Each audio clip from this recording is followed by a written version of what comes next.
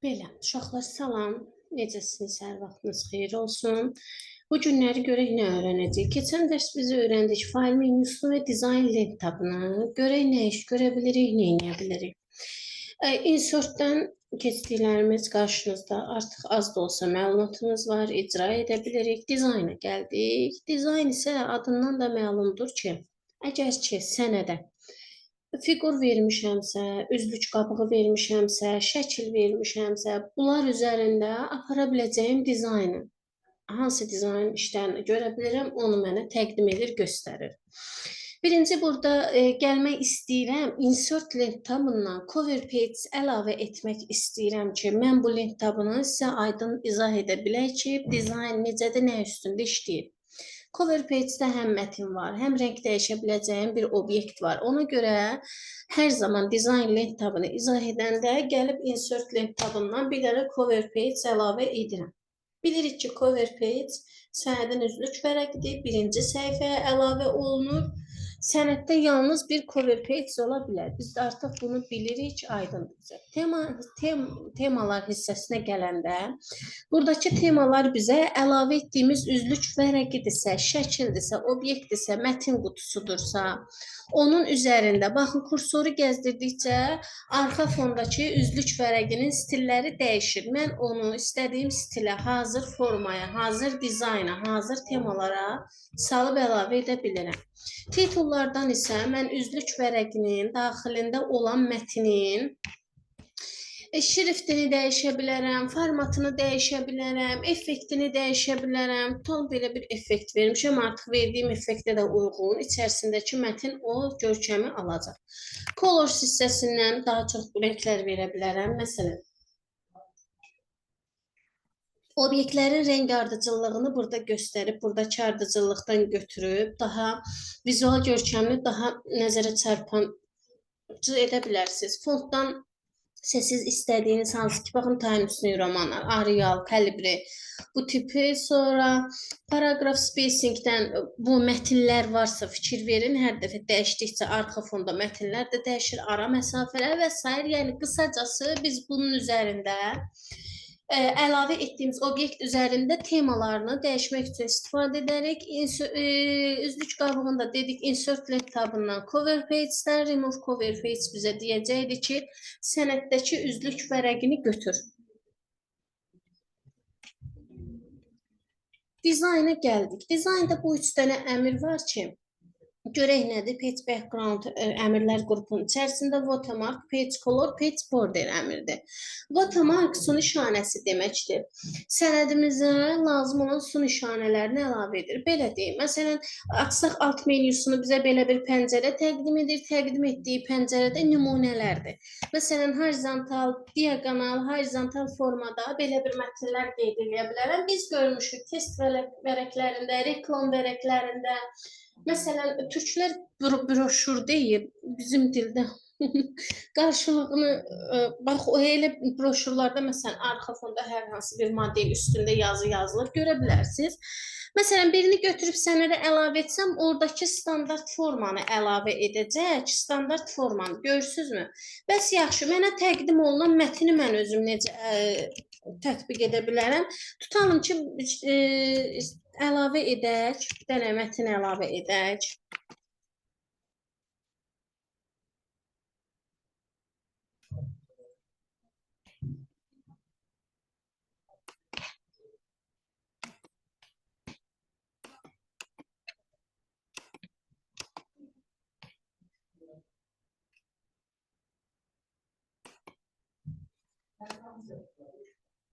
Belə, baxın, görürsünüzmü? Arxa fonda solğun rəngdə qalır, mətin üzərinə qeyd olunur. Və bunun rəngini dəyişmək, özüm istəyirəmsə necə tətbiq edərəm. Məsələn, bank kağızlarında arxada bankın loqosu olur. Mən onu necə yerləşdirə bilərəm? Şirkətlərin təqdim etdiyi kağızlarda şirkətin loqosu olur. Baxaq, indi o kimi dəyişiklikləri necə aparmaq olur. Custom watermarka daxil olanda saydığım bütün bu əmrləri buradan görə bilirəm, tətbiq edə bilirəm. Məsələn, non-watermark sənəddəki watermarkı götürür. Picture watermark şəkil əlavə edir. Gəlin birinci teksti izah edeyim. Text watermark o arxa fona yazdığım məsələn şirkətin adını deyim ki, tətbiq etmək istəyirəmsə, burada Latın Azərbaycan yazı, mətin hissəsinə konfintal yazılıb ora, səhv eləmirəmsə, mən bura yazacağam. Məsələn, mən bura yazacağam, tutalım, nə yazaq? Tutalım, kurs adı yazaq. Əsasən, məsələn, belə qeyd etdim, kalibri şriftin növüdür, dəyişə də bilərsiniz. Avto ölçüsüdür, hər zaman avto o deməkdir ki, vərəqə görə özün təyin et. Rəngi qırmızı, yaşılmı, buradan istədiyimiz birini götürürük. Götürdük. Gəlir diaqonal. Hal-hazırda çarpaz, horizontal isə üfüqi formadadır. Diaqonal olur əsasən. Gəlirəm təsdiq edəndə. Görürsünüzmü, arxaya nə tətbiq etmişəmsə solğun rəngdə düşür. Bunu rəngini qabartmaq mümkün deyil. Hər zaman solğun rəngdə düşür. Gəlin baxaq, bəs şəkili necə əlavə edərik? Custom watermarkdan daxil oluram. Picture watermark deyirəm. Select pictures deyirəm. Lazım olan şəkli seç. Biz buradan iki cür əlavə edə bilirik. Kompüterin yaddaşından və hər hansı bir axtarış sistemindən. Hər zaman kompüterin yaddaşını axtarmışıq. Gəlin bu dəfə axtarış sistemindən edək. Logo dedik ki, bu axtarış sistemində düzgün axtarış etmək üçün ingilis dilində axtarış etmək lazımdır. Verir, hər zaman verə bilmir Azərbaycan dilini. Məsələn, şəkil çıxmayanda, yükləmək olmayanda bilin ki, Azərbaycan dilində siz onu tətbiq etmişsiniz, ona görə o düzgün axtara bilmir. Məsələn, logo şəklinə hər hansı bir açılsın. Açılacaq.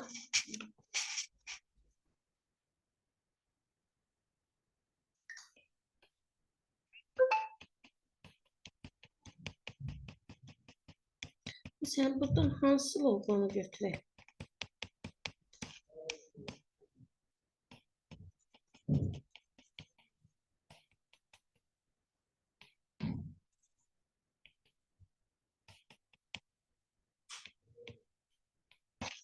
Bunu götürək, sağ düyməni dedik, vururuq.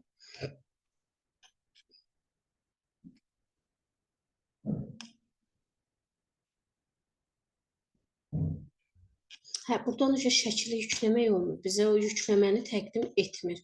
Gərək şəkili yükləyək, sonra ora tətbiq edək. Kompüterimizin yaddaşından seçək. Work offline-a da daxil olanda sizə kompüterin yaddaşını aparır.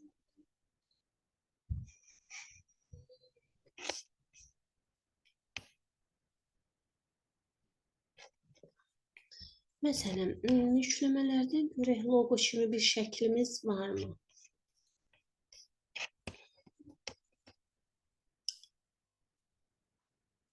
Gəlin elə bu olsun. Götürdüm, insert deyirəm. Artıq görürsünüzmü, şəklə gedən yol burada görsənir. Tətbiq olunub, deyir ki, göstər. Gəlirəm, təsdiq edirəm. Təsdiq edəndə, baxın, arxa fona solğun rəngdə düşür. Bəs bunu biraz da olsun qabarıq göstərmək üçün burada bir dənə əmr var. Həmin bu əmr. Götürdüm, gəlirəm, təsdiq edəndə az da olsa qabardır, özünü göstər. Qabarıq formada göstərir. Bu da belə.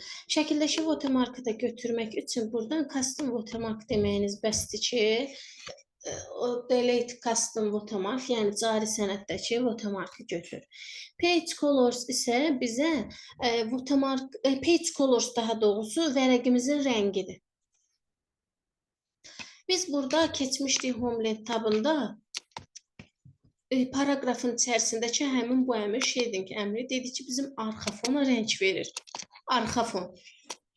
Həmin bu əmr, highlighter əmri verilmiş mətnin sətirlərinə kölgə, parıltı effektini təqdim edir. Amma dizayndakı color, page color, baxın, vərəqin üstündə bu qutunu göstərib, boya qutusunu göstərib. Məsələn, istədiyim bir rəngi götürüb bura tətbiq etsəm, çap zamanı əgər rəngli printerdirsə, mənim vərəqimdə bu rəngdə görsənəcək.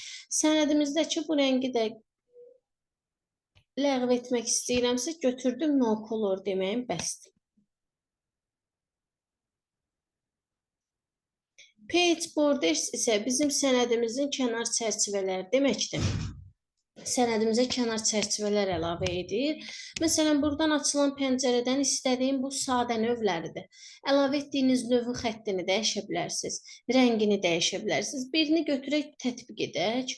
Tutalım, deyirəm ki, rəngini də dəyişək, bu olsun. Məsələn, qalınlığını da dəyişə bilərsiniz. Sonra burada yuxarını götür deyirəm. Məsələn, aşağını götür deyirəm. Sağı götür deyirəm, solu götür deyirəm, formada tətbiq etmiş oluram və bütün sənəd üçün var. Baxın, seçilmiş sənəd üçün var, yalnız birinci səhifə üçün var. Birinci səhifələrin birinci elə bir vərəqin bütün səhifələr üçün var. Bu formada hər zaman while dokumenti olur. Yəni, bütün sənəd üçün. Onsuz da bizim vərəqimizdə bir vərəq var. Onsuz da elə bir vərəqlə biz onu görəcəyik. While dokumenti isə bütün səhifədəki sənədlər üçün bunu tətbiq et deməkdir. Yazmışsınız sənəd isə lazımsa seçilmiş səhifənin selection deyəcəksiniz. Məsələn, 100 səhifəli sənəddirsə birinci səhifəni deyəcəksiniz. Yəni, birinci səhifəyə gətirib səhifə kənar çərçivə ilə. While dokumenti isə 100 səhifənin yüzünü də tətbiq edəcək. Gəlirəm təsdiqdə edəndə sənədimdə o kənar çərçivələri görmüş oluram. Bəs yaxşı, kənar çərçivələri şəkilli etmək üçün art hissəsinə daxil olanda mənim üçün belə şəkillər təqdim edir. Təqdim etdiyi bu şəkillərdən istədiyim birini götürsəm, gəlib təsdiq etsəm, kənar çərçivələr o formada olmuş olacaq və mən bunu sənəddən götürmək istəyirəmsə kənar çərçivələri, gəlirəm buradan none deyirəm. Ya buradan nan deyirsiniz. Buradan niyə eləmək olmur? Çünki xətt stilini verməmişəm ona görə. Bunu çərçivədən eləyək. Nan. Gəlirəm, təsdiq edirəm. Görürsünüzmü? Sənəddən götürmüş oldu. Xətt qaldı. Xətti də götürək. Nan.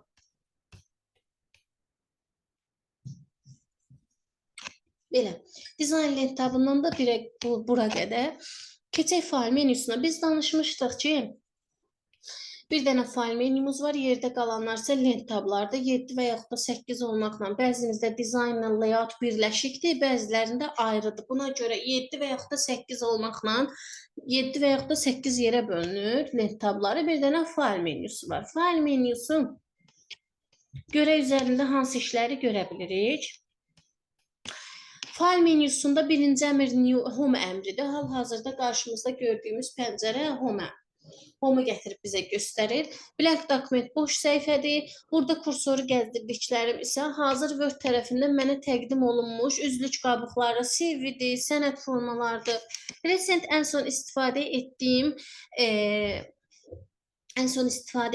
nədir? Sənədlərdir və onları da saatları ilə burada göstərir. New yeni sənəd yarat deməkdir. New daxil olanda mənə yeni sənəd yarada biləcəyim sahəni mənə təqdim edir.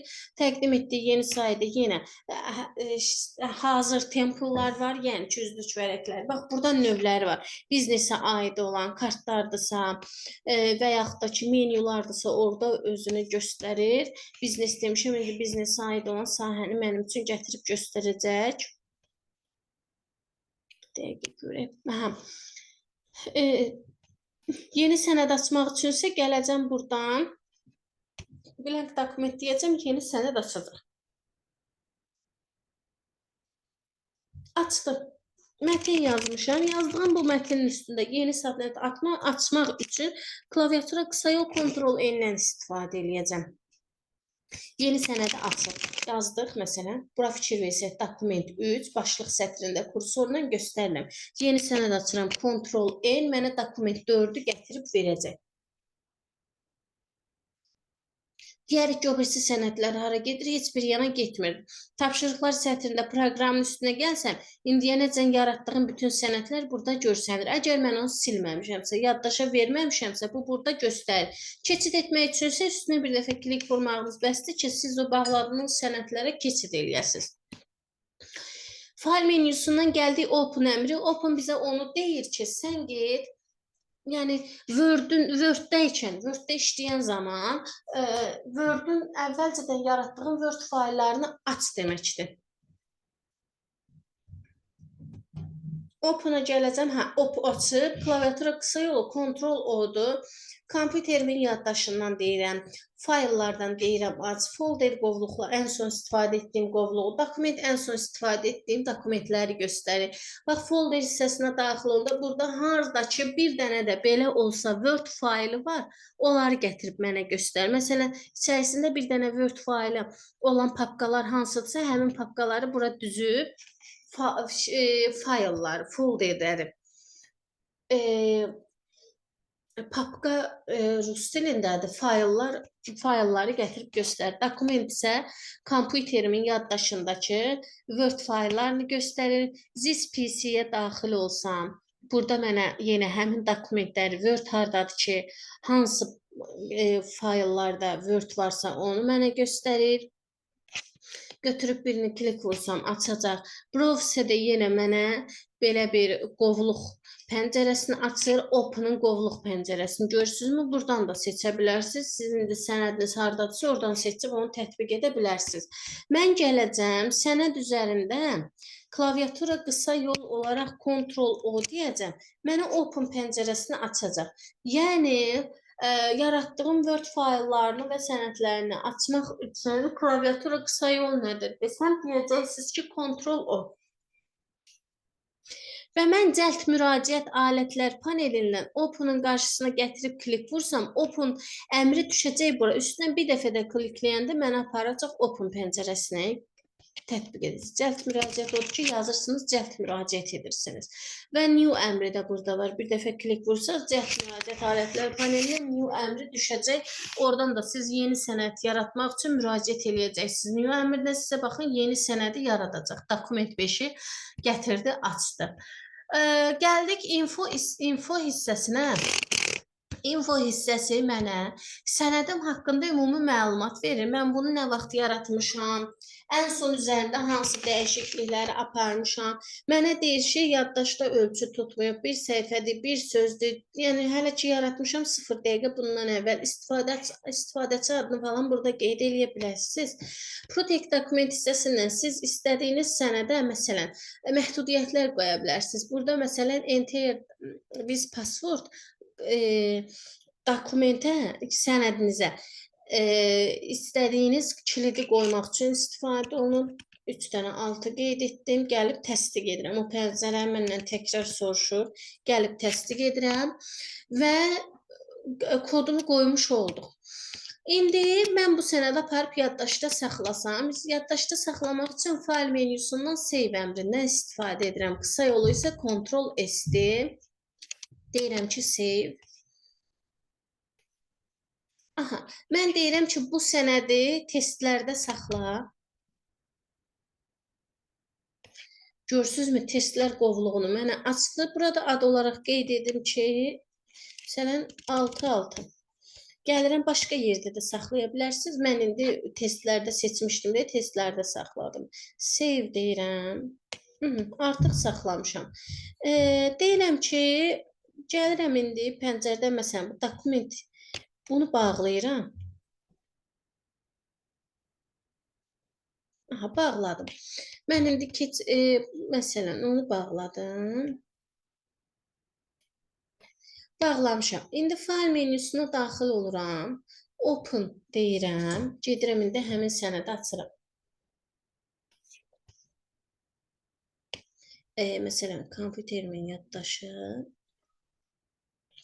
Harda saxlamışdım? Testlərdə. O testlər mənim harda desktopdaydı.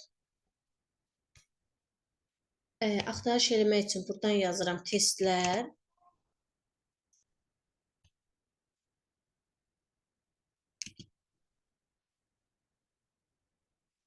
Testlər idi, yoxsa təxminə testlər idi? Faylın adını da axtara bilərsiniz. Bax, gəldim.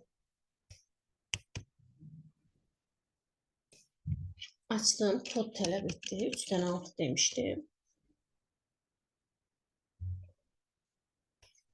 Görürsünüzmü, həmin sənədi mənə açdı və kod tətbiq etmişdim. Onu mənə gətirdi. Təkrar istədim.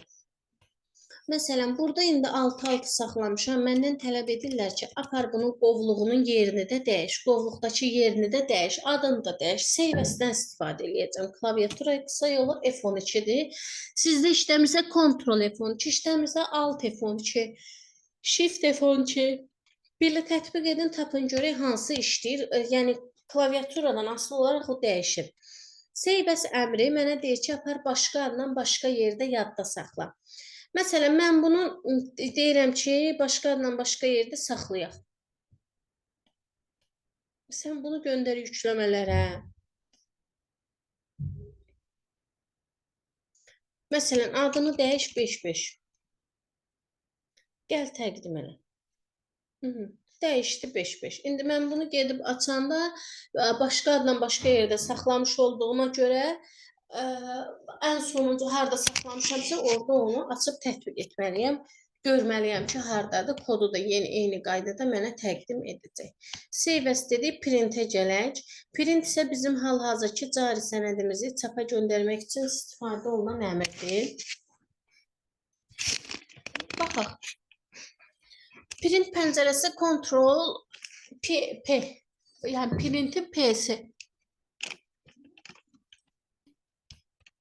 Gəlin, məsələn, bir mətn əlavə edək.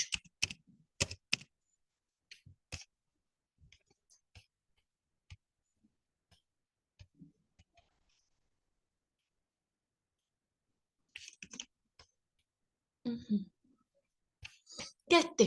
Klaviatura üstündə baxın, Ctrl P qısa yolla print pəncərəsini mənə açdı. Kopya sayı burada kopyanı göstərir. Tutalım, məsəl üçün 4 kopya, 6 deyim. Mən bir dənə klaviaturamda 5, bir də 6 işləyir. Qoşulu olan printer göstərir. Yəni, siz bunu yəni, necə deyim, girib araşdırmağa ehtiyac yoxdur. Qoşulu olan printer bluetoothla mı, şnurla mı qoşulu? Print all page bütün səhifələrin çapıdır. Yəni, məndə neçə səhifəli sənəd var, baxaq. Bir dəqiqə, məndə rekordun o pəncərəsi düşür, səhifə nömrəsini görə bilmirəm. Paraq yuxarı. 8 səhifəli sənəddir, indi gördüm. 8 səhifəli sənəddir, kursor 8-ci səhifədə dayanıb. Yəni, 1-dən 8-əcən nə varsa hamısını çap edəcək. Print selection passivli, çünki seçilmiş hissəni çapa göndər deyirəm. Mən sənədimdə gəlib, məsələn, müəyyən bir hissə desəm, Ctrl P-yə daxil olsam, print all page'dən görürsünüzmü, selection aktiv oldu. Current page o deməkdir ki, yalnız kursor dayanan səhifəni çapa göndərir. 100 səhifəli sənəddə kursor 66-da dayanıbsa, sizin 66-cı səhifəniz çapdan çıxacaq. Print selection, custom print var. Custom print mənə nə deyir? Özün üçün kriteriya yarat, printə göndər. Məsələn, baxaq, mənə lazımdır ki, tutalım 8 səhifəli sənəddir də, düzdürmü? Mənə lazımdır ki, məsələn, yazaq ki, deyək ki, vergül, deyim ki, 4, sonra buradan da bir dənə vergül, bu vergüldür. Məsələn, deyək ki, 5, bu 5 belə yazmayaq, 5-i. Yazaq ki, 4, 6, minus 8.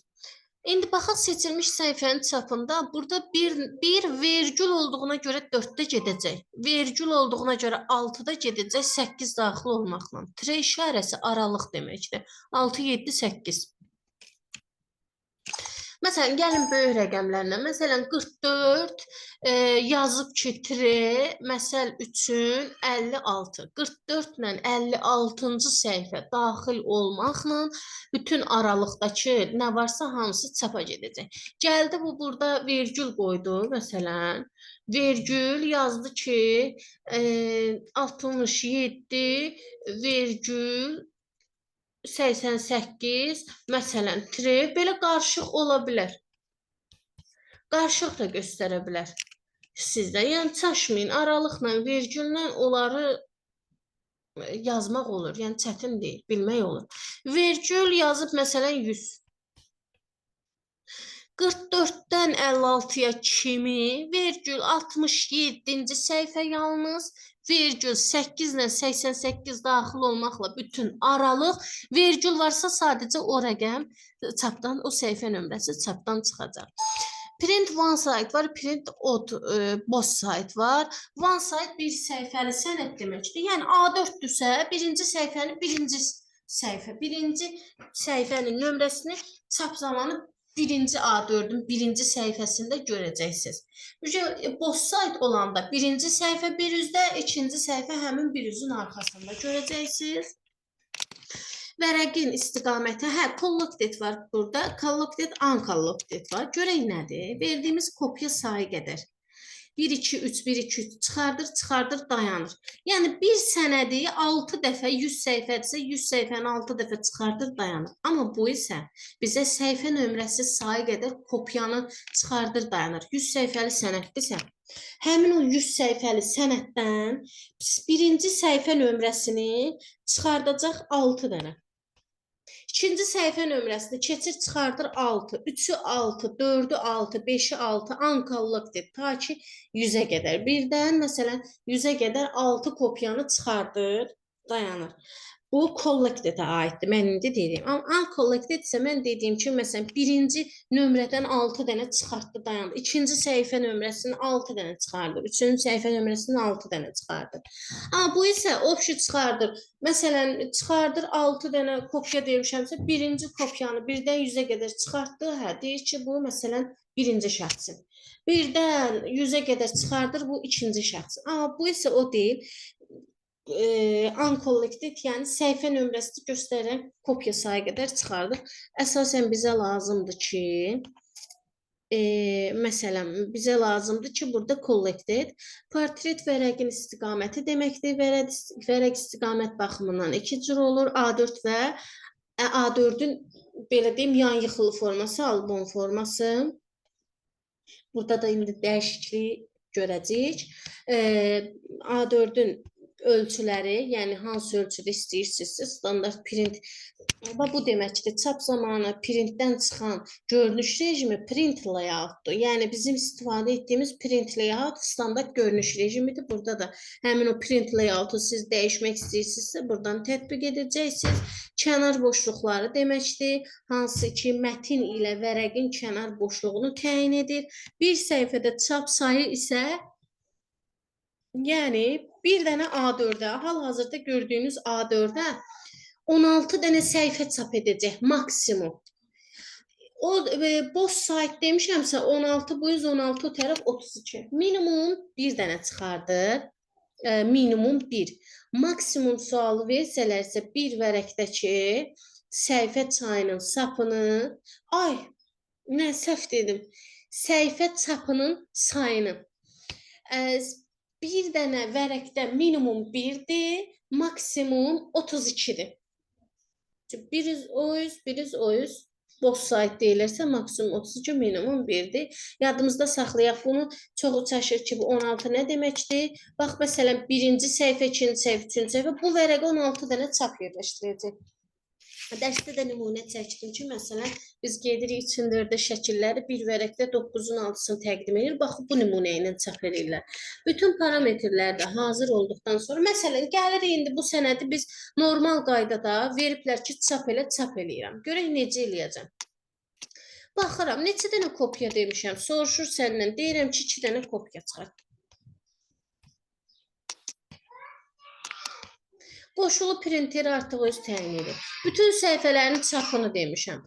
Məsələn, burada bütün səhifələrin çapı demişəm, both side 200-lü çap demişəm, collected çap elə, orientasiyası deyirəm ki, print layout olsun, ölçüsü A4 olsun.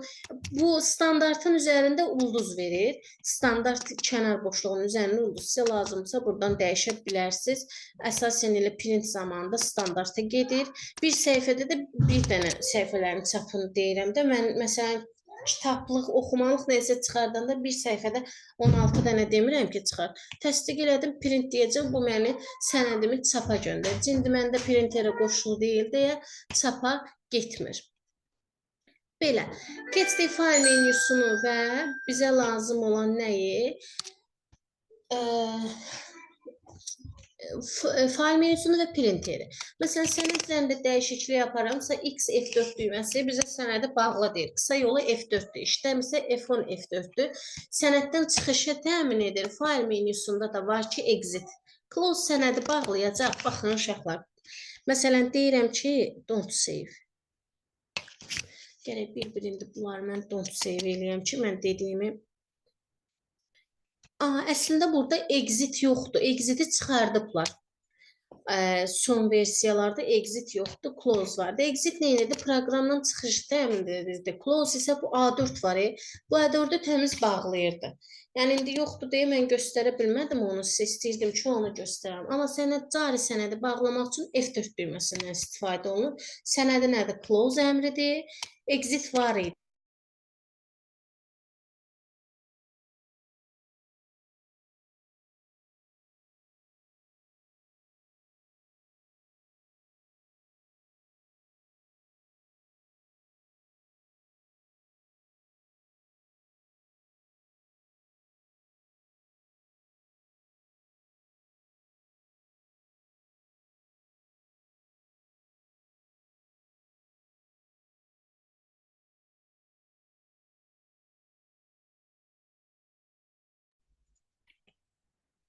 Dərsimizdən də bura qədər bitdi dərsimiz.